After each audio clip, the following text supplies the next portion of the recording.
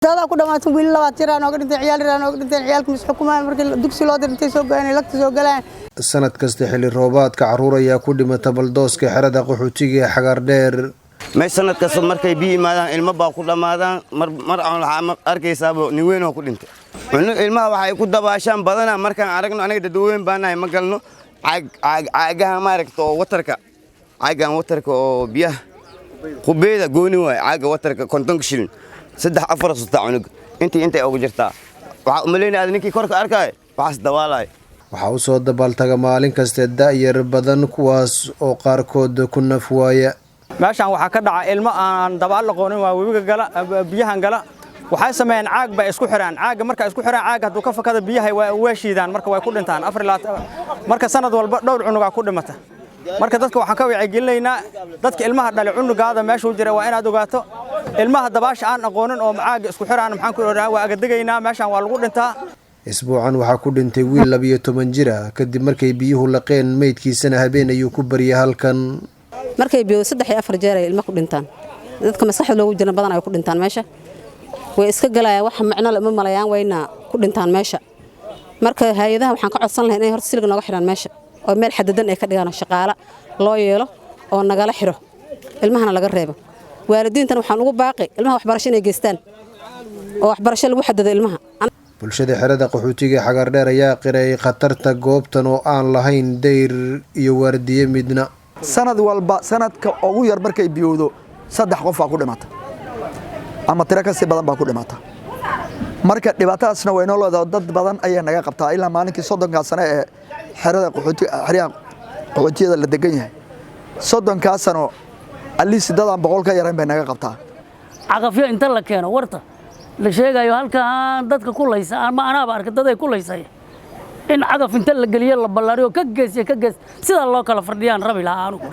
raayadeyda dhanka kale hay'adaha samafalka iyo dawladda ayaa loogu baaqay inay arrinkan wax ka qabtaan waxaan aad ugu codsan lahaa hay'adda inay inta badan ma aragtay meeshan ee u subiso silig oo ilmaha inta badan looga ilaaliyo sababtoo tahay hadiinan silig lagu oodan meeshan ilmaha laga ilaalin karo ilmaha kuma wasa qaadanayaan sanad walbana saana ugu dhamaanayaan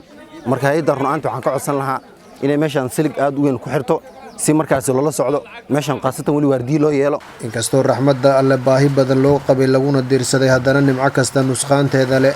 niyow dhib weyn buu baldooskan ku hayaa dadka ummadda joogto xagar dheer dad sanad walba uu biyoogana dad baa ku dhinto markuu dadku ku dhintay inbay dawladda baraarugtaa ay dhahdaa maxaa jiro ama askar ay keenta ama dadka ay baraarugaan ani dad badan baan u joogay oo ku dhamaaday bahalka maxaa dhahay baldooska iyo biyihiisa marka dhowr jeer waxaan ku fikiray in laga codsado dawladda iyo hay'adaha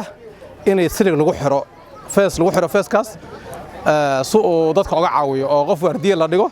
si dadka ay ugu dhamaanin baldooskan ayaa ku yaala suuqa xoolaha xerada qaxootiga xagar dheer wuxuuna kala qaybiyaa xaafadaha guduuday iyo bacaad weyn ee isla xeradan waxaana hadda ku jira biyo badan waxaan dhihi lahaa waalidka ilmihiina cishta meeshaan halis waay ood baa ka buuxa biyihii baldoosku waa buuxsamay tankiisa inta hore way ka bateen marka waxa weeye wax walba nusqaantooda ay leeyihiin marka ha ka digtoonaadeen khasaarada ka soo gaaraysa dhibka biyahaas marka waxaa nasiib darro maalin walba inay ilmo ku dhintaan hay'adihii dawladdii iyo waxgaradkiina ay joogaan waxaan ilaa haddaan looga qabanaynin waxaan ku talin lahaa wartaan in la xiro oo maxaan ku dhahaa silig lagu xiro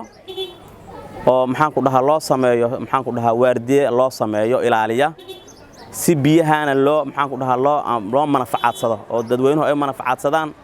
dadka dhimashadooda ay uga badbaado baldooskan oo ku yaala bartamaha xerada qaxootiga xagar dheer ayaa sanad kasta xilli roobaadka waxa ku dhinta ubad iyadoona isbuucan dhexdiisa uu ku dhintay cunug 8 jir sida la sheegay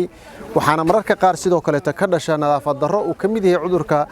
daacuunka isla markaana marar badan halkan laga deeriyay bulshada ku dhaqan xerada qaxootiga xagar dheer ayaa codsaday in halkan ay hay'aduhu ku xiraan silig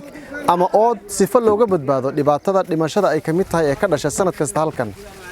maxamed baaruud xuseen warbaahinta xerada qaxootiga xagar dheer